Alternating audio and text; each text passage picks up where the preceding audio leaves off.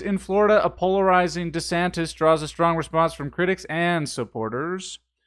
Laws and changes reflect priorities of governor running to be Republican nominee. Of course, DeSantis announced that he's going to be running for the U.S. to be U.S. president, and so here we go.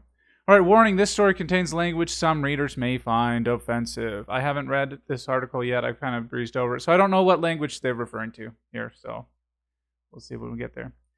Anytime Will Larkins leaves the house, the soon-to-be college student has a long, hard think about what to wear. In the suburban Orlando community of Winter Park in Central Florida, Larkins says that at times it can feel unsafe living authentically as someone who identifies as gender fluid. The threat of violence is very real, very scary, says Larkins, who uses they-them pronouns. In some public spaces, they say appearing too queer can be risky. I was walking with my sister down my own street, and a car pulled up next to me, rolled down the window, and someone screamed out the window, "Censored. You. Censored." While being bullied is not new for Larkins, who is 18, they say the new anti-LGBTQ laws in the state have emboldened bigots. I'm not used to having the government back up my bullies. Life has become harder for Larkins under Florida Governor Ron DeSantis. He signed multiple laws restricting LGBTQ rights, banned educational programs on racism, ended access to abortion after the 6-week mark of pregnancy, and made it easier for people to carry guns. But DeSantis has also been credited with creating livelihood-saving pro-business policies, allowing the state to economically thrive during the pandemic. Now that DeSantis is officially running to become the Republican nominee for the U.S. presidential election in 2024, voters can examine his time as Florida's governor to get a better sense of his priorities. And while his campaign is just beginning, and he's yet to roll out his formal policy pitches, Florida serves as the initial blueprint for how he operates. In this moment, in Florida, DeSantis is widely seen as a polarizing figure, eliciting a strong response from both critics and supporters. I can't really speak to that. I'm not from Florida. I don't really know a lot about what's going on in Florida, so I can't say how people respond. Although I can imagine that some of his things have been divisive. So a different COVID strategy. DeSantis has been able to bring about so much change at such a fast pace for a fairly simple reason. He and his party won big in Florida's 2022 midterm elections. DeSantis earned a second term as governor by beating his nearest opponent by nearly 20 points. Voters elected enough Republicans to give him and the party a supermajority in the state house, which makes it a lot easier to pass laws. I would say the reason for success on his re-election bid was absolutely how he handled COVID and how he opened the stores as quickly as he did, says John Louise, owner of Zeno's Boardwalk Sweet Shop, a small chain of candy stores in popular tourist areas. Louise's is a third-generation candy maker who also owns a factory in Daytona Beach that produces saltwater taffy and ice cream. I'd like to be friends with this guy. I think saltwater taffy is pretty good, and so is ice cream. He definitely saved our businesses, Louise has said of the governor. During the pandemic, Louise defied the odds by growing his company. He went from 4 candy shops across the state to 10. Demand surged after DeSantis lifted COVID-19 restrictions, and tourists rushed back to the state. Despite intense criticism from public health leaders, Louise thinks that the governor made the correct call. Back then, it was the crazy thing to do, and it ended up being that he was right. To be on the right side of what I feel is the right side of history on this one felt really good. In past elections, Louise has said he usually supported Democrats, but in 2022 he decided to back DeSantis, the Republican, because of his pro-business policies. It's hard not to pull for someone like that, someone who did such a solid for you. You know, that's a feel-good story there for a candy shop owner. He got to expand because Florida wasn't so restrictive. All right, I am proud he is from Dunedin. On the other side of the state, along the central Gulf Coast, there are more voters who feel the same way. Governor DeSantis is an individual who's been very successful at everything he's done, said John Tornga, the vice mayor of Dunedin. You know, this sort of claim, very successful at everything he's done, I have some doubts.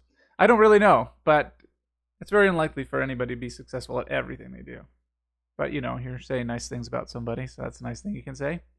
The city has deep Canadian connections and is perhaps best known as the place where the Toronto Blue Jays play their spring training games. It also happens to be where DeSantis is from. I oftentimes don't like to use the word proud, said Tornga, but I'm proud that he is from Dunedin. Who wouldn't be? Who couldn't be? Tornga would not explicitly say whom he plans to support for president because his city council position is nonpartisan. But he thinks DeSantis is doing a good job managing Florida's finances and keeping the state safe through his immigration and security policies. Any criticism of the governor's social policies, he said, is typical political pushback.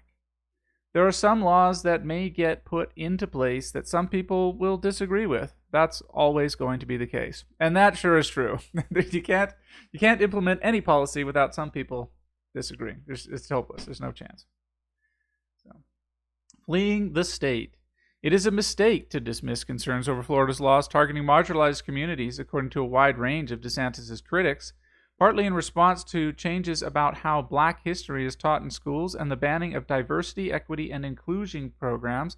The National Association for the Advancement of Colored People, the NAACP, issued a formal advisory against traveling to the state. Wow, I did not know that. That seems pretty severe. Florida is openly hostile toward African Americans, people of color, and LGBTQ+ individuals, the statement says, citing DeSantis' aggressive attempts to erase Black history and to restrict diversity, equity, and inclusion programs in Florida schools. Some members of the LGBTQ community say that they're ready to leave the state for good. DeSantis has passed a ban on gender-affirming health care for trans kids and new restrictions for adults. Patients over the age of 18 are required to seek written consent from 2 medical oversight boards in order to obtain some elements of gender-affirming care. Of course, they're not going to explain what these elements of gender-affirming care are that are being restricted, because they probably don't want people to really be thinking about what parts of gender-affirming care they're okay with and which ones they think people probably should get consent from medical oversight boards.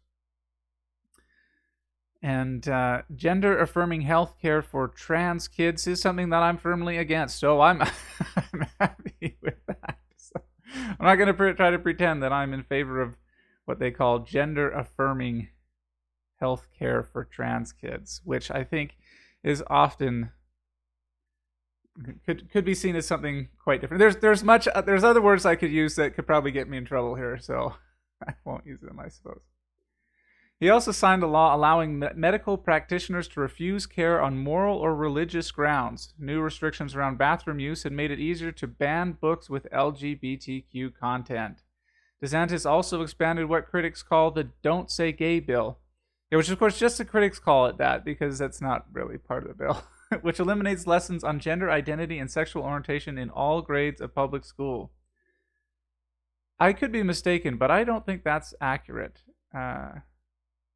That it completely eliminates lessons on those topics for all grades in public school. I'm not 100% up on the content of the bill, but my understanding was that it only completely eliminated that stuff for some of the lower grades, but I could be mistaken. I have plans to move as soon as I can, but it sucks because Florida is my home. I don't want to leave my family behind, but it's just not safe for someone like me, said Dylan Orange, a 20-year-old from Orlando who identifies as non-binary and uses they/them pronouns. CBC News spoke with Orange and their partner, Maddie Joseph, in front of the memorial at the Pulse nightclub in Orlando in 2016. A gunman shot and killed 49 people at the gay nightclub. It stands as one of the worst acts of violence against the LGBTQ community in U.S. history. I think it's funny how sometimes they're using LGBTQ and sometimes they're using LGBTQ+. So maybe they left the plus out because there's been worse acts of violence against, I don't know. I have some doubts, but that there's specifically people targeting some group that's somehow identified in the plus but not identified in these. Anyways, seeing what DeSantis did with Florida, we don't know what's going to happen if he has the power over the whole United States, Joseph said. Disney drama. Now, I actually have read this portion, and they leave a lot of details out on this one. Florida's largest employer, the Walt Disney Company, has become one of the governor's loudest critics. After being pushed by employees to speak out, Disney irked DeSantis by criticizing the Don't Say Gay bill. It's triggered a back-and-forth legal fight with massive economic consequences. Disney announced it's canceling plans to invest more than $1 billion in a new campus, which would have created 2,000 jobs. Florida needs Disney, maybe more than Disney needs Florida, said Richard Fogelsong, a political science professor at Rollins College in Winter Park and author of Married to the Mouse, a book on Disney's relationship with Florida. Fogelsong said there's a lot to learn from DeSantis' fight with Disney. Mainly, it shows that he's willing to abandon traditional Republican positioning, which helped carry him to an overwhelming victory in 2022 in favor of a divisive fight. Historically, it's been a pro-business party in favor of low taxes and reducing government regulation. That is really what Walt Disney World represents, Fogelsong said. But he's pursuing a different strategy, a culture war strategy. We'll see whether that works out for him or not. So, funny thing with the Disney situation is that Disney in Florida has its own special little state around Disney World, where they get to control a bunch of laws and regulations that otherwise they wouldn't get to control. And that was granted to them by the Florida government some time ago. And DeSantis has worked to revoke that special corporate privilege that Disney had. So it is an odd thing that why would someone who is anti-corporate power be upset about Disney losing its special corporate rights that nobody else gets, or its special corporate privileges that nobody else gets? I don't know. I don't really know why anyone would be upset about that, except that they don't like Ron DeSantis, and therefore Ron DeSantis must be doing something wrong when he's taking away special corporate rights. Now, I'm not sure that that's what Richard Fogelsong is saying, because I don't know what else he said. CBC gets to pick and choose what they put here, so I'm sure that he talked about that special political state there. Anyways, Disney's got a weird situation there, and I think Disney is biting the hand that feeds them. Now, Florida may need Disney real bad, too. I don't know the financial situation there, but anyways, I think that Disney's in a tricky spot, and I don't believe that Disney World should have had the special state that it had anyways. So I think that should have been taken away. And I think that anybody that is anti-major corporate power should have been against it too. All right.